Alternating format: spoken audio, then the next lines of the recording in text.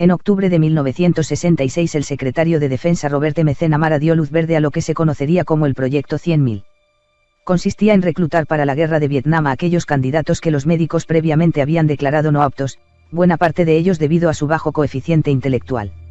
Fueron conocidos como los Moron Corps y su número de bajas en combate resultaría ser desproporcionado en comparación al resto. Años después una película trataría de reflejar este episodio histórico, pero el Pentágono no debía sentirse muy orgulloso al respecto ya que pidió que el guión fuera reescrito. Al final se eliminaron unas cuantas líneas de la historia y lo que quedó fue un soldado de pocas luces entusiasta de las gambas que era el mejor amigo del protagonista, un joven de Alabama con un CI de 75 puntos pero de un gran corazón, llamado Forrest Gump. Sin embargo, esta modificación tampoco logró la aprobación militar para una película con, a su juicio, excesivo lenguaje soez, alto contenido sexual, una inadmisible escena con el protagonista enseñando con desparpajo su herida en el trasero nada menos que al presidente norteamericano y, en definitiva, que retratara a alguien tan limitado intelectualmente y, gracias o a pesar de ello, tan buen soldado. Pero ¿qué importancia puede tener alcanzar dicha aprobación del Pentágono? ¿Cómo y por qué el ejército puede juzgar el contenido de una película e incluso llega a modificar su guión? ¿Es esta una práctica habitual?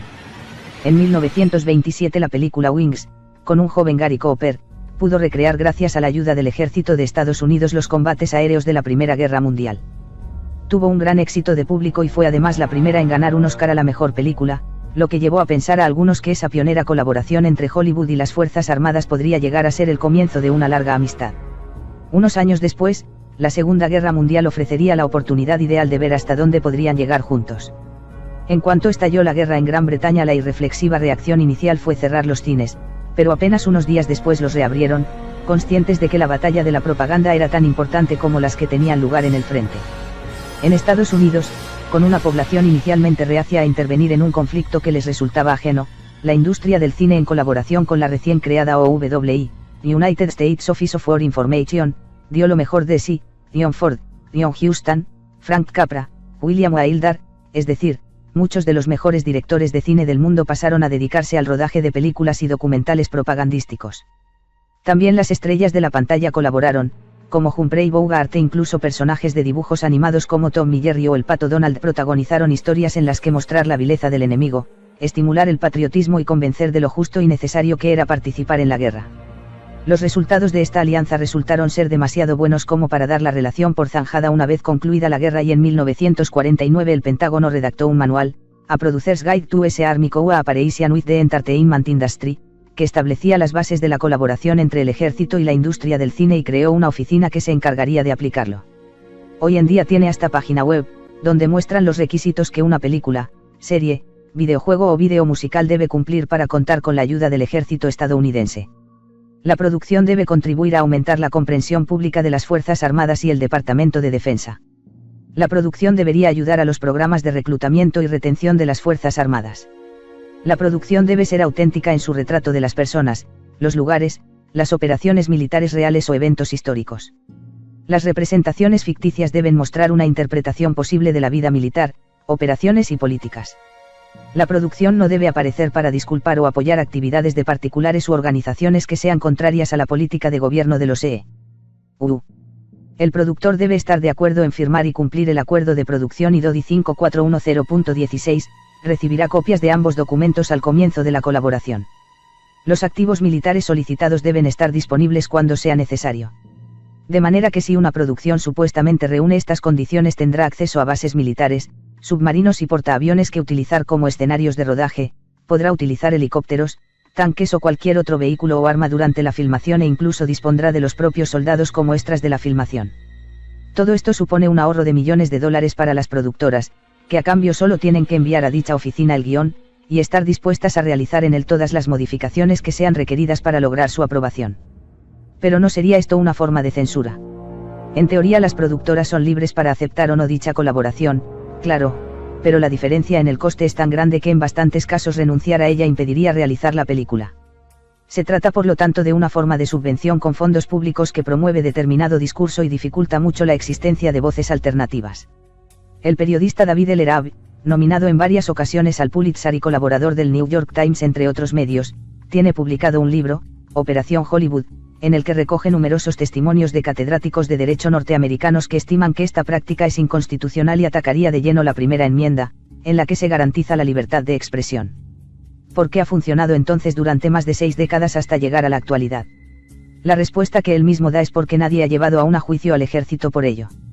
Al fin y al cabo, las productoras pueden ver rechazado un proyecto en el poco frecuente caso de no querer transigir con las exigencias del Pentágono.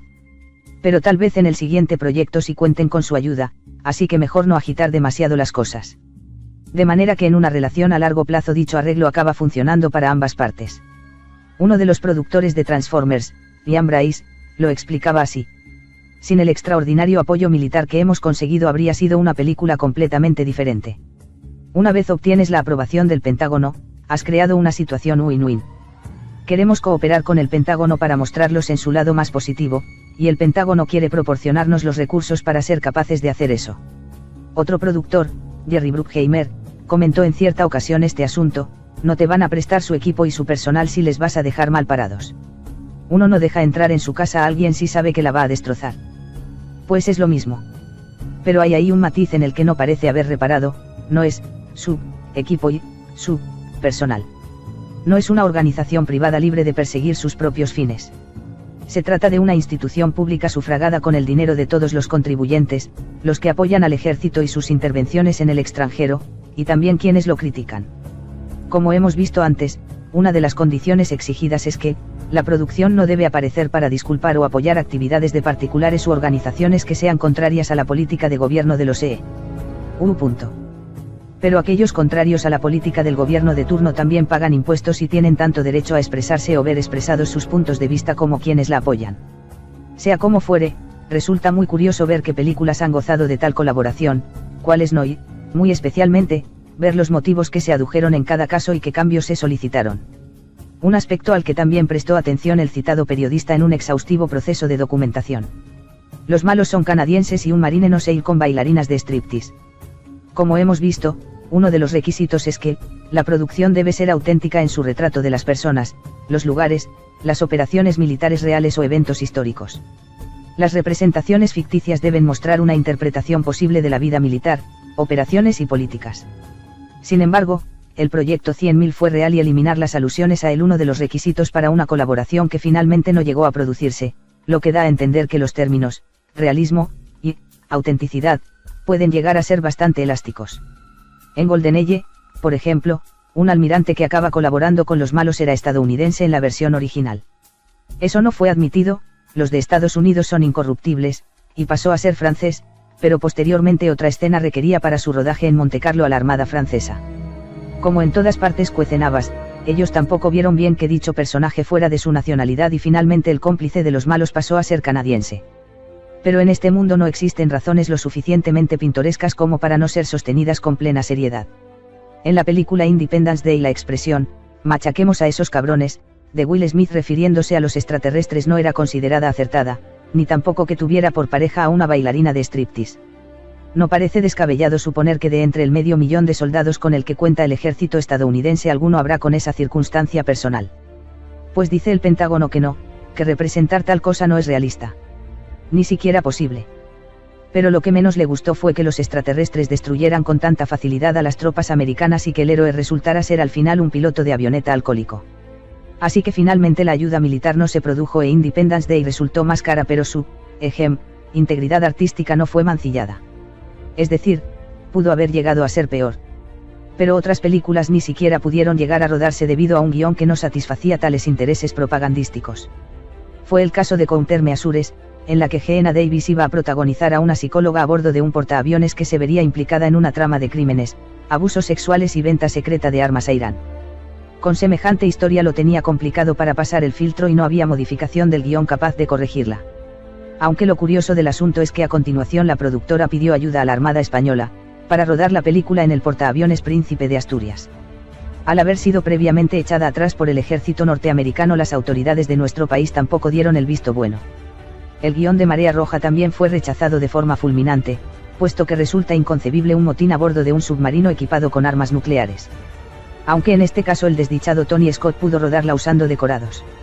Otra película de Denzel Washington, En honor a la verdad, no recibió el visto bueno porque en ella, Según la respuesta que recibieron de la autoridad militar, no había ningún soldado bueno, el general era un corrupto y el oficial del Estado Mayor, un afeminado. Vaya por Dios. La película 13 días, sobre la crisis de los misiles de Cuba mostraba una imagen muy negativa del alto mando militar, dispuesto a embarcarse en una guerra nuclear, por lo que se descartó cualquier colaboración. Pero dicha película se basó en las grabaciones de audio de las reuniones en la Casa Blanca, por lo que sus diálogos eran estrictamente reales. Con tales precedentes añadir que Teléfono Rojo, Volamos hacia Moscú, más Apocalipsis Now, Los violentos de Kelly, Platoon o La chaqueta metálica tampoco fueron aprobadas ya no puede sorprender a nadie. Lo que lleva a deducir que en este grupo de disidentes no todas son grandes películas, pero sí están todas las que lo son, en lo que al género bélico se refiere. Y es que no parece posible hacer una obra artística de gran calidad y al mismo tiempo ser estrictamente convencional, transmitiendo un mensaje tan deliberadamente maniqueo y propagandístico. Un ejemplo de ello lo recoge Raab de una carta del responsable de una serie alemana llamada Hetz a la oficina del ejército estadounidense, hablándole del proyecto. Todos los estadounidenses que aparezcan en la película serán personajes absolutamente positivos. Asimismo, nuestra película dejará constancia de la insuperable excelencia de su programa de instrucción de pilotos. Uno de los protagonistas del film, el instructor Johnson, será un estadounidense y estará interpretado por un popular actor de este país. Será el instructor principal, y cada una de sus acciones y de sus palabras serán escrutadas con minuciosidad para que siempre resulten correctas. Será un personaje totalmente positivo y ejemplar en todas sus acciones y diálogos. Otros estadounidenses, tales como pilotos en prácticas, serán retratados como modelos de una conducta ejemplar. ¿Qué soporífera promete ser? No. Con semejantes mimbres sería un milagro realizar algo mínimamente interesante, divertido y de la suficiente complejidad como para captar la atención de alguien. Y sin embargo a veces el milagro se da, al menos en su apreciación popular. El ejemplo paradigmático es Top Gun, la película más gay hecha nunca, según este memorable monólogo de Tarantino. Todo en ella se convirtió en un fenómeno de masas. El protagonista era una especie de caballero moderno que volaba a toda velocidad en aparatos de alta tecnología, disfrutaba del compañerismo y de la juerga, pateaba el culo de los malos, era aclamado como un héroe y al final se quedaba con la chica. Tom Cruise reforzó su estrellato y el product placement de las gafas que lucía en el film permitió a Ray-Ban incrementar sus ventas un 40%. Pero los grandes beneficiados fueron las Fuerzas Aéreas de Estados Unidos, que lograron incrementar su reclutamiento en un asombroso 500%. Si bien la lisonja puede llegar a límites obscenos en lo referente al ejército y sus marines, cuando se interpreta que es un gobierno concreto el objeto de propaganda, al menos ahí comienzan a alzarse algunas voces cuestionando el apoyo militar al film. Ha sido el caso recientemente de La tediosa La noche más oscura, que algunos congresistas republicanos consideran un enaltecimiento de la administración de Obama y han criticado que se proporcionara información clasificada a sus creadores.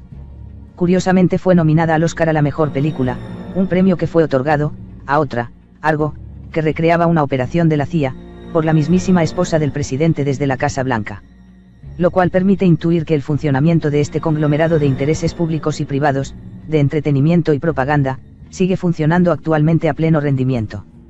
Y no parece conocer límites, en la espantosa Battleship incluso ha llegado a participar como actor Ray Mabas, el secretario de la Armada de los Estados Unidos.